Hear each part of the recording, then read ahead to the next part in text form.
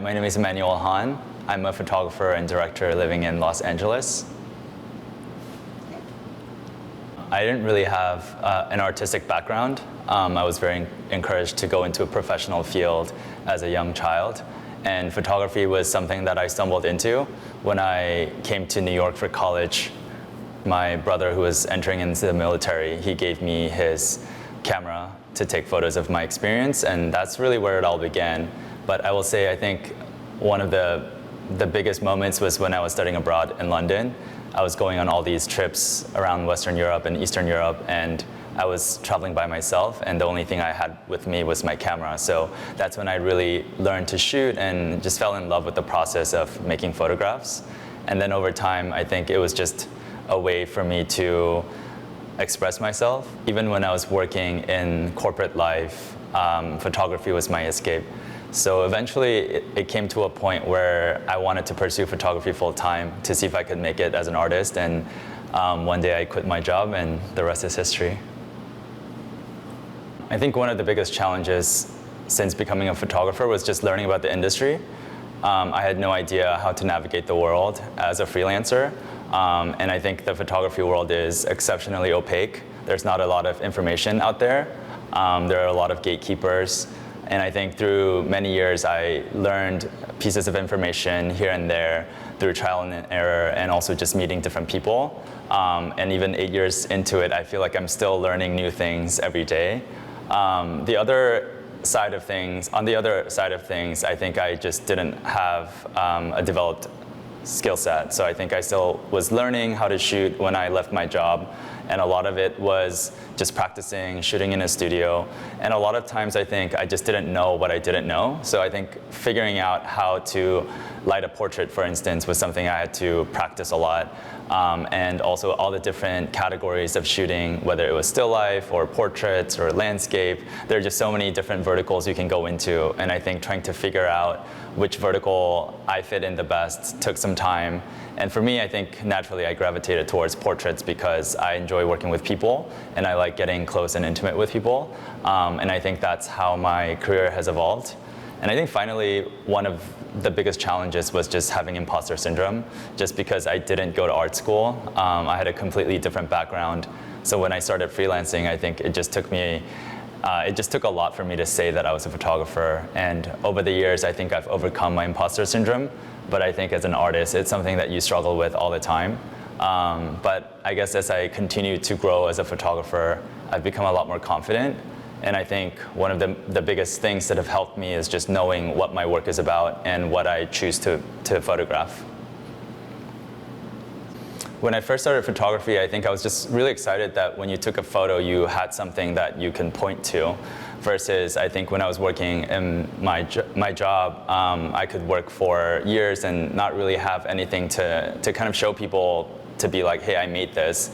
And that's its own separate set of challenges and rules. But I like that in photography, that if I had the drive and the curiosity, I could just go out and photograph something and kind of work on it, edit it, and share it with an audience. I found that to be very exhilarating, given that I never had a chance to do something like that before. I also think photography was just really cool for me because it gave me an excuse to be out there, to travel, and to meet people, and to be very active. Photography is inherently an active activity, and so I had to bring myself out on the streets, I had to travel to far places, and I think it just satiated a lot of my own curiosity. And I think the really cool thing about photography was that it allowed me to meet people that I otherwise would never have met before. And taking a photo is always a great excuse to kind of break the ice with someone. And then through that process, also just getting to know people. And I think the process of photographing someone is inherently intimate. And I think the bond that you kind of create through that process is really meaningful.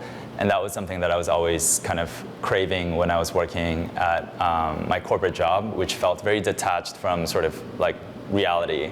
Like sometimes you could just be in your office cubicle on your computer for an entire day and just not know what sort of impact you've made. Whereas with photography, I think you have something very tangible that you can point to immediately. When I started Koreatown Dreaming, I was actually really stuck. This was towards the end of 2020. Productions were still closed because of the pandemic. I just moved to LA, and actually the reason I moved to LA was to work more in the film world, to write and direct.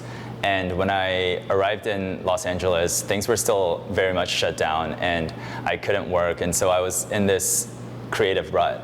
And I just felt really stuck, and as a way to get out of my rut, I basically challenged myself to pick a topic and to just spend a month working on it, and that topic ended up being Koreatown.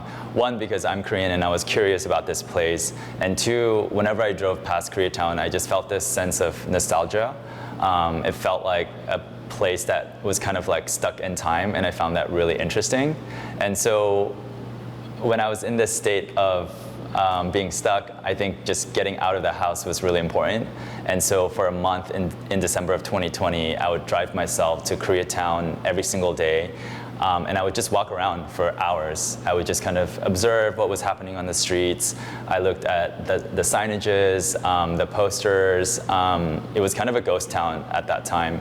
And once I started talking to some of the small business owners, that's when I guess the project really made sense. I just was curious about how the small business owners were doing, and through the conversations, I got to learn a lot about the individual lives of these people, and I found that to be really meaningful.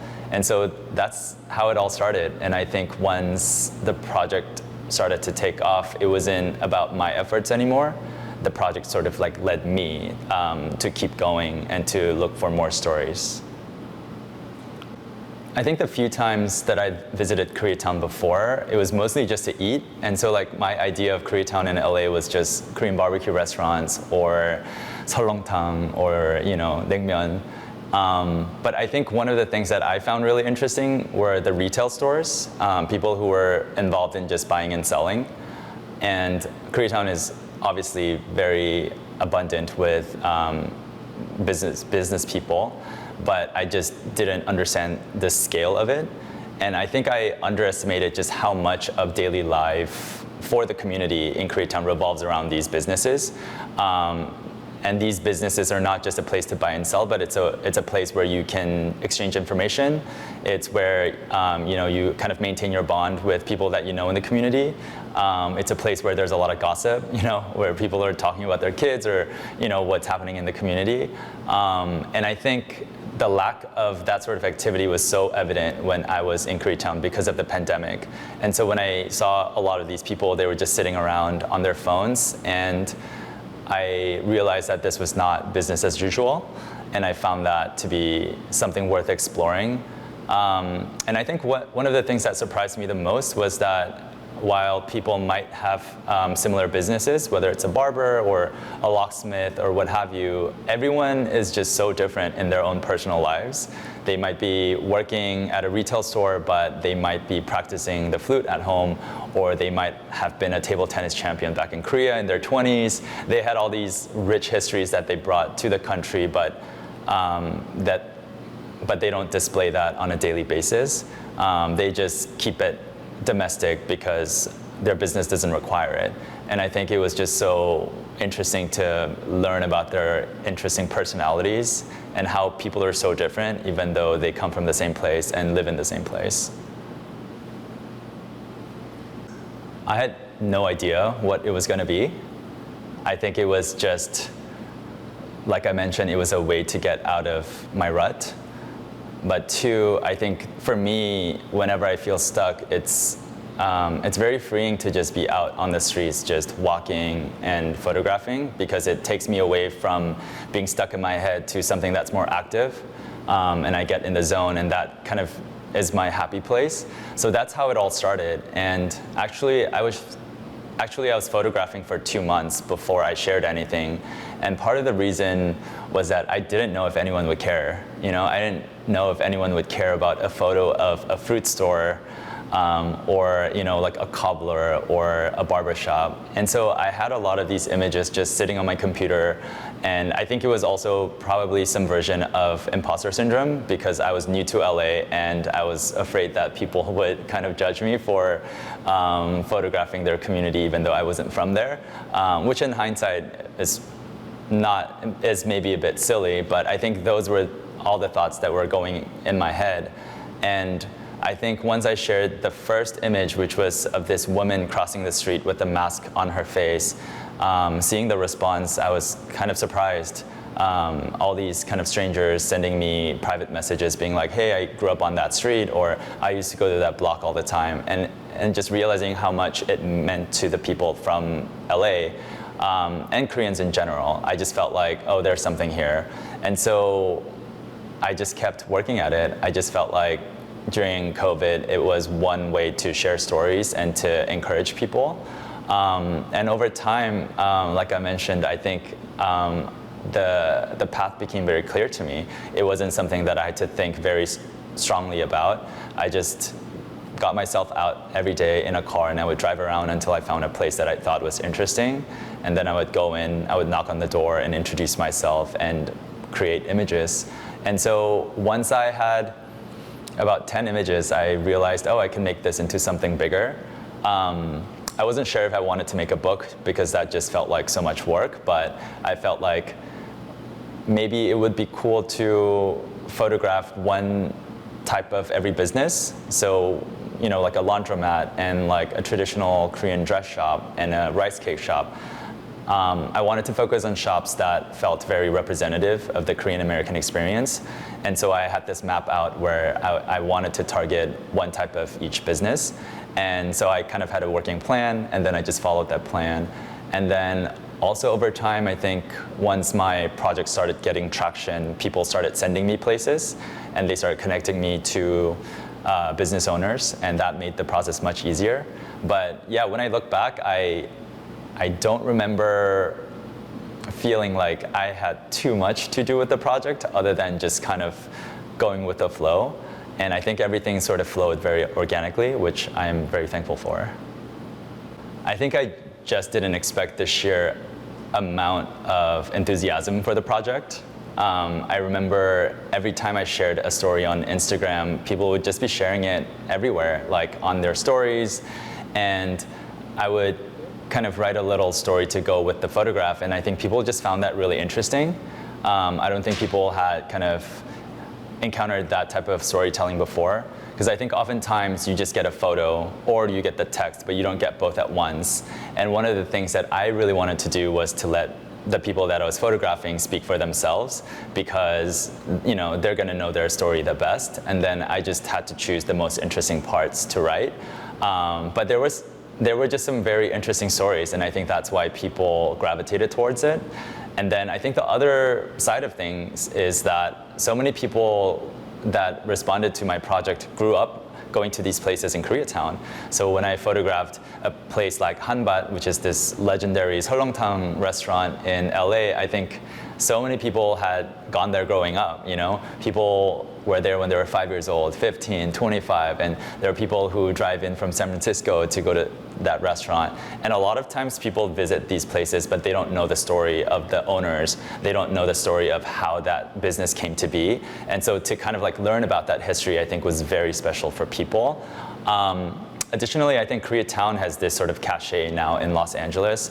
Not only is it very central in LA, it's also just a hub of food and culture and nightlife. And I think young people love Koreatown, whether you're Korean or not. And also like now that it's gentrifying, it's getting very diverse. And so there are a lot of new people that live in Koreatown that are very curious about what Koreatown is like and the history of it. And I think like being able to learn about these small business establishments through the stories was really cool. And so the response was coming from all sides, from Koreans that grew up in Koreatown, from Koreans in the wider nation that just had an interest in the topic, and then also like non-Koreans that just were curious about these places. Yeah, and so for me, I think it was really fun to read all the messages from different types of people. I had an 80-year-old person DM me being like, hey, I'm a third, fourth generation Korean, and like what you're doing has really touched my heart.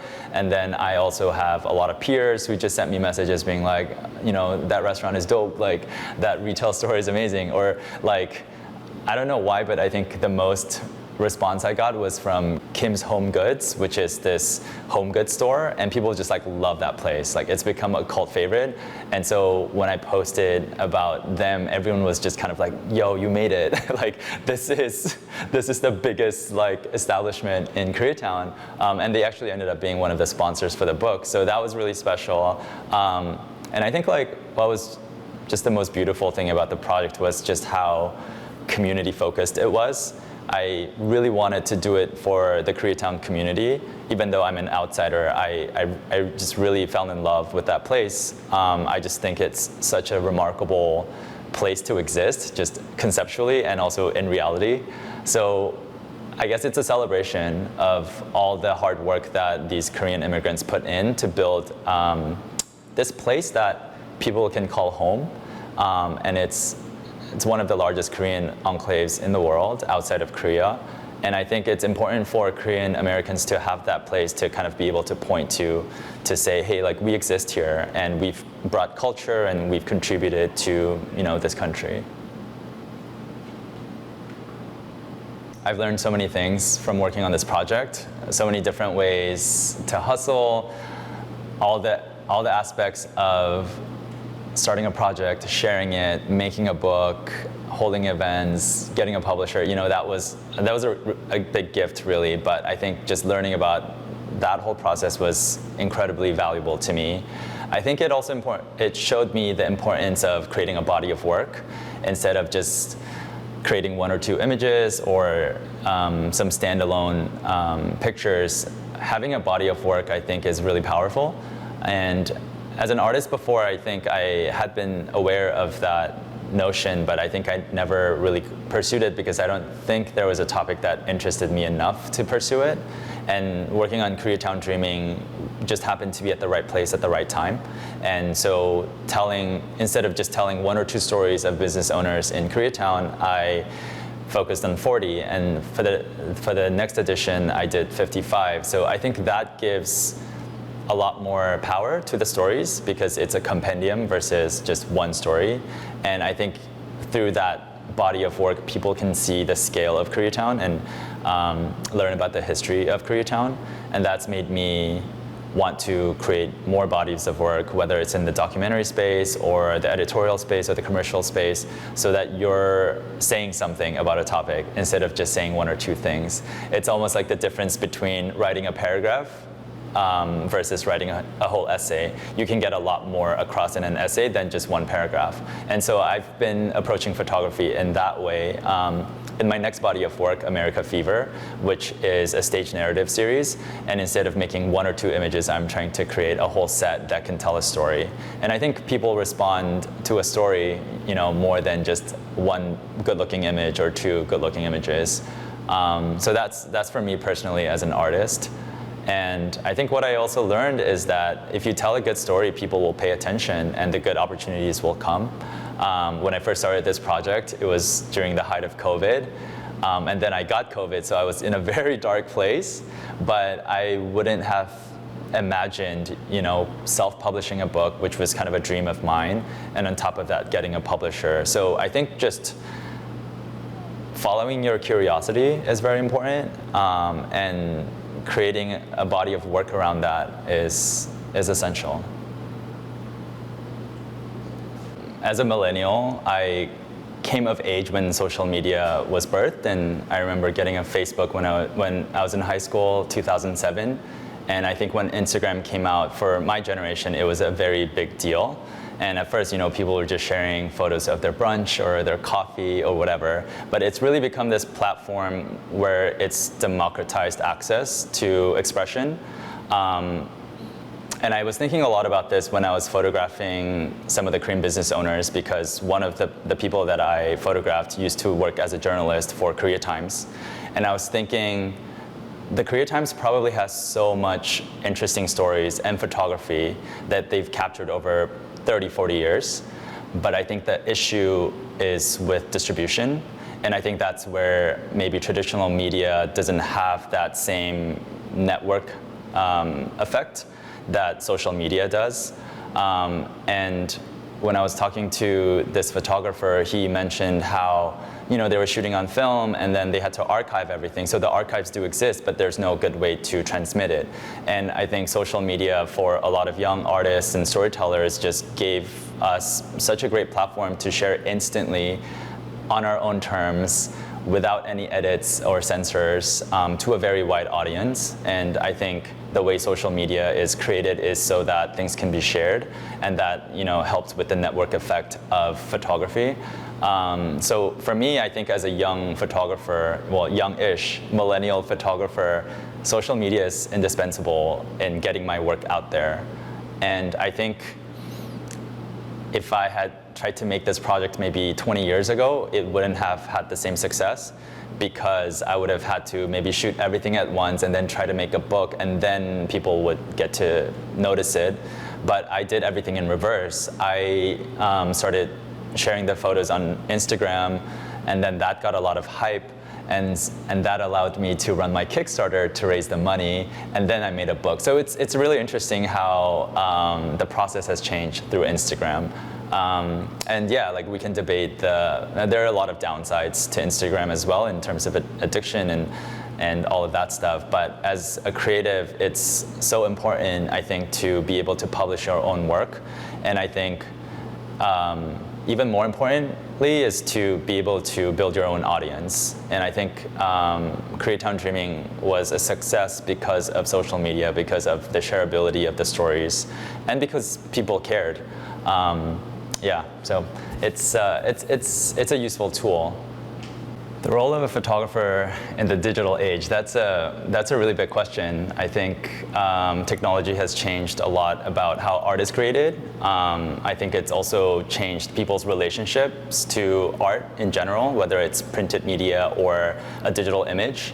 And I think as photographers, we are observers of the world. And I think by choosing to focus on certain topics, like we are already making a statement. And then on top of choosing a topic, the way we frame things, the way we choose to present them is all part of the role of a photographer. For instance, a lot of photojournalists' works are very important, especially when we're documenting key moments in history, whether it was COVID or the Black Lives Matter movement. And I think photographers play a key role in the documentation of humanity at a very broad sense. And then there's also other facets of photography that are more commercially driven or artistically driven. So the role of photographers in the digital age is to, I think, make a statement and to leave a record.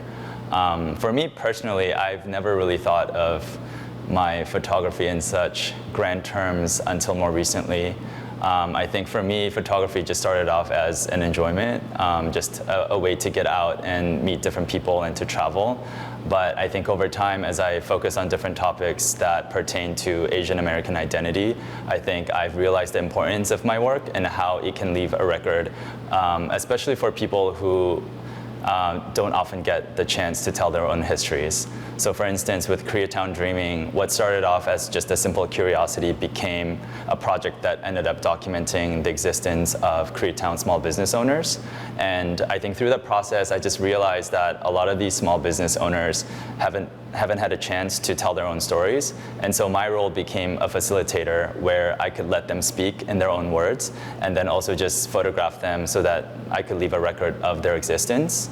And I think in a time of gentrification and the pandemic, there were a lot of business closures. And so a lot of stories ended up not being told. And I think I just found myself really kind of lucky to be in LA at a time when all these things were happening so that I could meet with people and to tell their stories before they were gone forever. I think one of the downsides of social media in terms of sharing work is that it's very fleeting. So there is sort of like a time limit.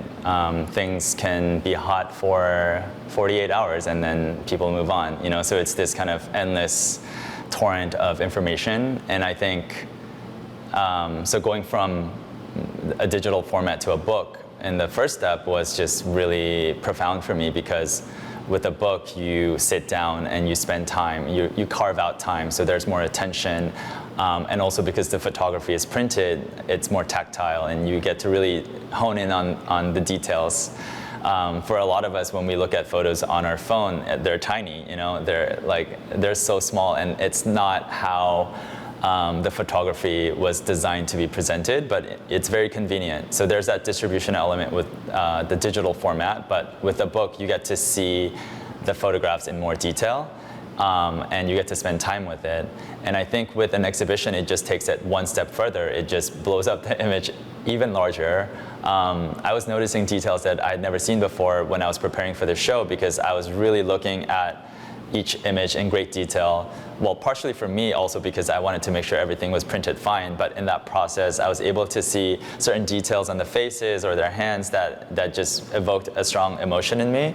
And I think also seeing a collection of work kind of placed side by side, that tells a story as well. And I think that was something that I'd been interested in but never got to explore. And with this exhibition, obviously with your help as well, we were able to sequence the images in a way where it brings out a different idea also. So with this series, you can kind of see certain patterns emerge, certain color blocking or certain themes and ideas that are maybe not so evident, but maybe it's more at a subconscious level. And I think also just the physical nature of it, just the fact that people have to be here makes it really special. The fact that, you've gone from the screen where you could be anywhere to going to the book where you just have to carve out time, but you could be anywhere, to actually having to be present in a space with other people who are interested in that work. I think there's a beautiful magic that comes out of it. And also obviously the social element, the booze and the mingling, I think that adds to just the celebratory effect of an exhibition. And yeah, I think for me as an artist, it is also it's just very pleasing for me to have my work up that people can come and look at any time. Yeah, I really enjoyed the process. I think being really hands-on with the photography is not something I get to do very often, because so much of photography now is digital and we're just behind our computers or our screens. But putting that aside and just seeing it in the real world is really special.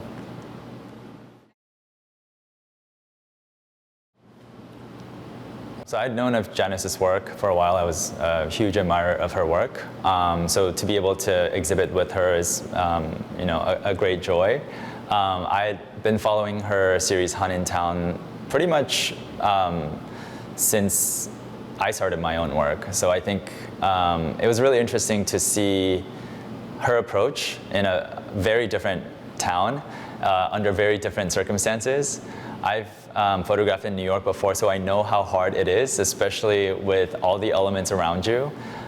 With LA, sometimes it's a bit easier because you can park your car and you can have your equipment and you can just do it at a more leisurely pace.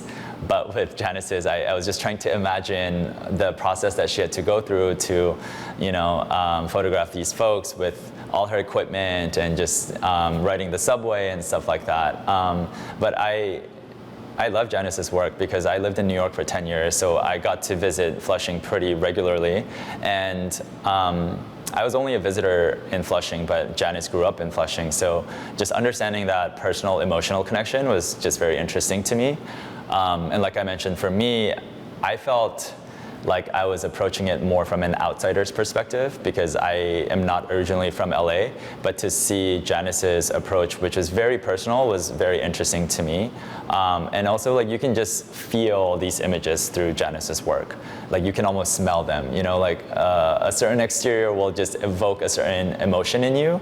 At the same time, it was just really interesting to see certain signages and iconography and graphic elements in her work that are very reminiscent of the places that I photographed. And maybe this just speaks to that special moment in time when a lot of Korean immigrants were entering the US, and they brought that with them. And as much as Koreatown in LA feels like it's stuck in the 80s and 90s, I could see the same thing in Flushing. And so here are two vastly different places that are sort of stuck in time in sort of the same way. So being able to record that and observe those similarities was just, just mind-blowing and just very interesting to me. And yeah, Janice's work is very personal, and you can tell just how intimate she got with some of these small business owners, and that's something that I really admire in her work. I think what draws me to certain people and topics is if their stories are just not told very widely. I think as a storyteller, you often look for those stories that are not told because they're more interesting, because other people don't know about it yet, and then you also get to be the first to tell it, and so there's definitely that attraction. I tend to focus on projects where it's around groups of people that people may not know about, and often that has to do with an idea of identity and belonging. So for instance, one of the projects that I first worked on in my career was the Mississippi Delta Chinese, which is a group of Chinese folks that have lived in the Delta for over 100 years and have become very Southern, and they've adapted their way of life to a Southern life. And just the two concepts coming together to me was very intriguing. And so with a friend of mine, we went down to the Delta to photograph these people and hear their stories. And it was just the fact that we were both Asian American but had these vastly different experiences, and the way they thought about how they belonged in the US versus how I thought about it was very different. And so I find those nuances very interesting. And another project that I worked on was around Korean Uzbeks that live in Brooklyn. And Korean Uzbeks are ethnic Koreans that were deported to Uzbekistan in the 30s by Stalin. And so they became very Russianized, both in their culture and language and food and in all these different ways. And I was just like, I've never heard of these people before, so I wanted to learn more about them. So I guess a lot of my work is centered around curiosity, specifically for groups of people that exist out of the norm, however you define it, and how they've come to sort of adapt or reckon with their environment.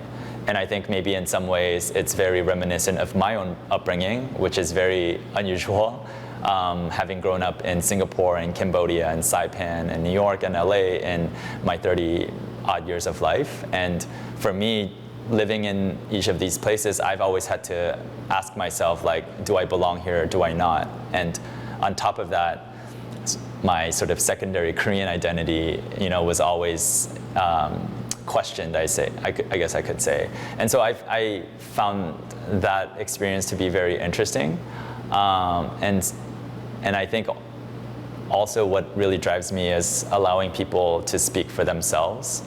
I think especially with certain minority groups, when the mainstream media covers them, it's always with this very broad stroke. It's this, kind of uniform story, when the reality is much more complex. And so I'm driven by just meeting people, and if I can sniff a good story out of them, I'll just sit in front of them for hours. And I think that's kind of when I do my best work. And often the challenge is just finding the right pockets of people in the first place.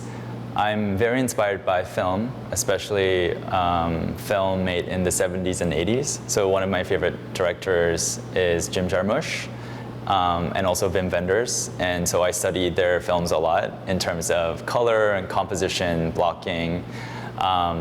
I also really enjoy painting, and if you think about it, painting preceded photography, so a lot of the principles in photography are borrowed, or if not stolen, from painting. And so when you study the Dutch masters, you understand that light falls a certain way from a certain window somewhere, and so I try to apply those principles as well. But then there's also lighting principles that were created in the commercial age with hard flash that didn't exist before, and that's become its own aesthetic. My whole approach is just centered around whatever feels the most natural. And natural is a very broad term, but for me, I think just making sure the crucial elements are there, and using a single frame to pack as much information as possible. And especially with these photography, each of the places that I photographed had such a rich sense of place, and I wanted to make sure that that was conveyed.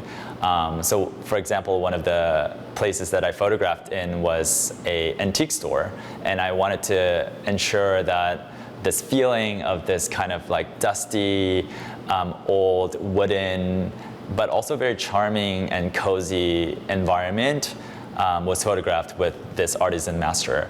And so wherever I'm going, I'm looking for these spaces. I'm looking for certain angles that has enough information to give a sense of what this person does.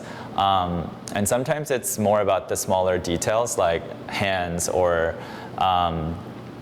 certain expressions or close-ups that give a different feeling to a more sort of wide or medium shot.